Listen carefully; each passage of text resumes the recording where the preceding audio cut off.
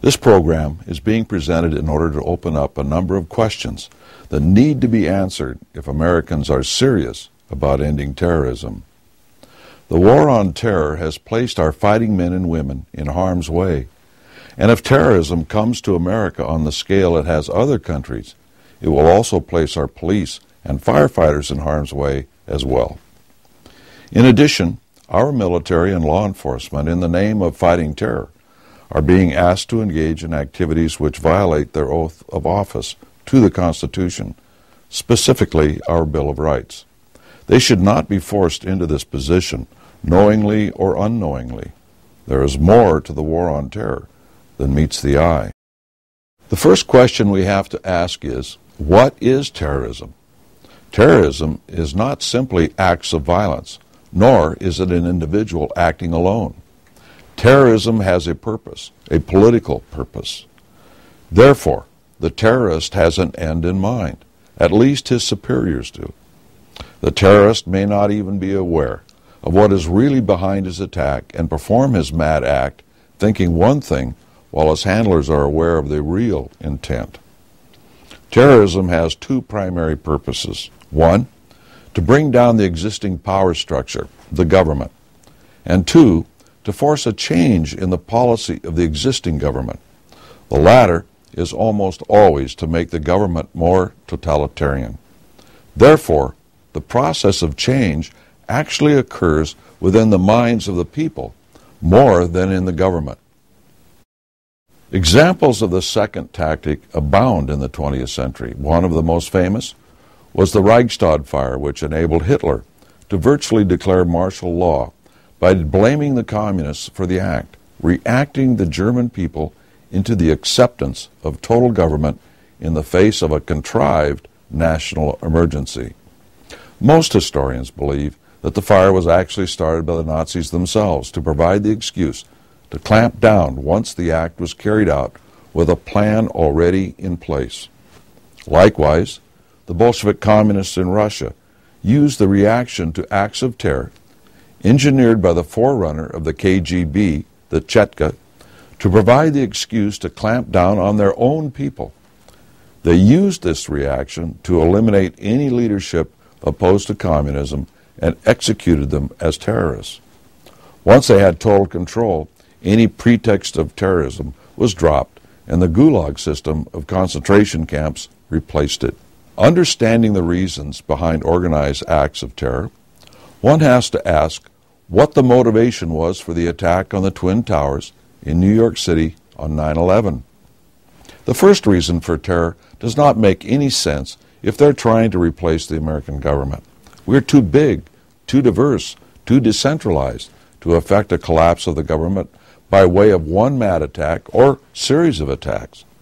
Therefore, the purpose must be to alter the policies of our government and have the people accept them. The people of the United States are too free, have a great deal to say about our government at all levels, local and national, to be collapsible. The argument can be made that we've lost some of this ability, especially in the 20th century, but we still remain in essence a free people, able to regain all of our freedom if organized well enough to do so. Osama bin Laden, ostensibly the leader of Al-Qaeda, made a revealing statement shortly after 9/11 that gives us a clue as to the reasoning behind his act. He boasted, "The battle has moved to inside America. I tell you, freedom and human rights in America are doomed. The U.S. government will lead the American people and the West in general into an unbearable hell and choking life." There can be no doubt in his mind what the purpose of his organization is. It is to react the American people into standing still for our own government becoming more onerous, and in the name of security to clamp down on the basic freedoms we have always enjoyed, indeed which our government was originally founded to protect. Interestingly, what was revealed shortly after 9/11, reported briefly in the world's media but largely ignored, was the revelations of KGB defector to the West, Lieutenant Colonel Litvinenko. He stated that al-Zawahiri, the second in command of al-Qaeda under Osama bin Laden, was a trained Russian asset of the KGB renamed FSB. Alexander Litvinenko paid with his life for this and other revelations. 2 Russian agents spiked his teeth with a radioactive substance in England which caused Litvinenko to have a prolonged, excruciating death. This means that the Russian handlers of al-Zawahiri knew 9/11 was being planned, financed, trained for. Agents infiltrated into the United States and widely coordinated, so widely coordinated that some in the intelligence community believe that the size and scope were too big for it to have been handled by al-Qaeda, and that a state-sponsored intelligence operation had to have been involved as well. The various acts of terror blamed on al-Qaeda or groups linked to al-Qaeda range from Central and North Africa across the entire Muslim world. They are almost daily occurrences. If you stop and think about it, this sort of organization is too large to hide if it exists at the level of blame, unless it has state sponsorship, protection, and or direction. Intelligence bureaus have the capability to listen in on every means of technological communication. Osama bin Laden was monitored 24/7 up to 9/11, and our intelligence system knew his every move according to a PBS documentary. Then we were told he disappeared into a cave in Afghanistan, and from there to run a very large, extensive network from Africa to Indonesia. This does not compute.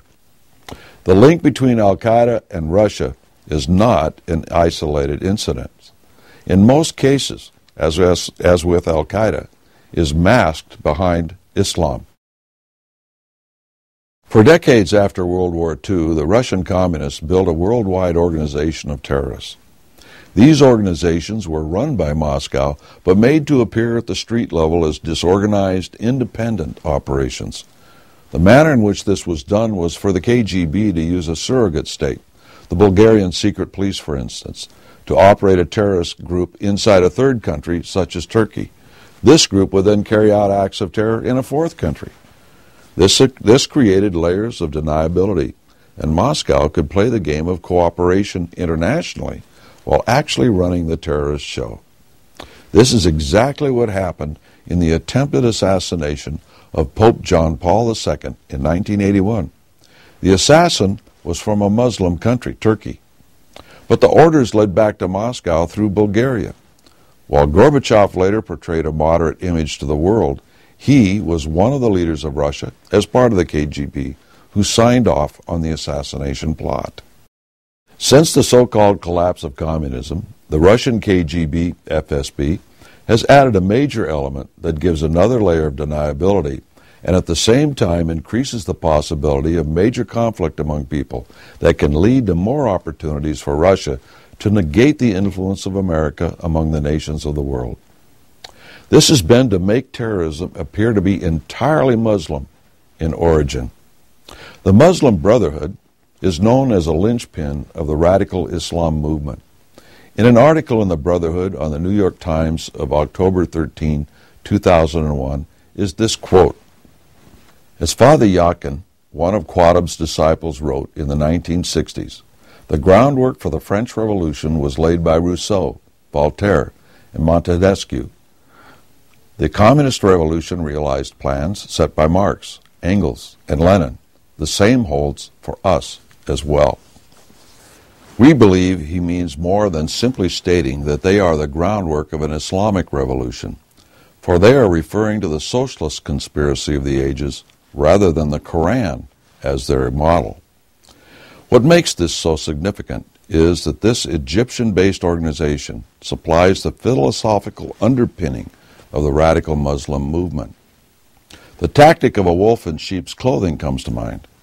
However, not only can one sneak up on the sheep by providing religious animosity, you can get the sheep fighting one another, splitting them up with quarrels, and they become ripe for the slaughter. The rise of social revolutionary mullahs in Pakistan, urging the peasants to seize property in the Swat Valley, gave rise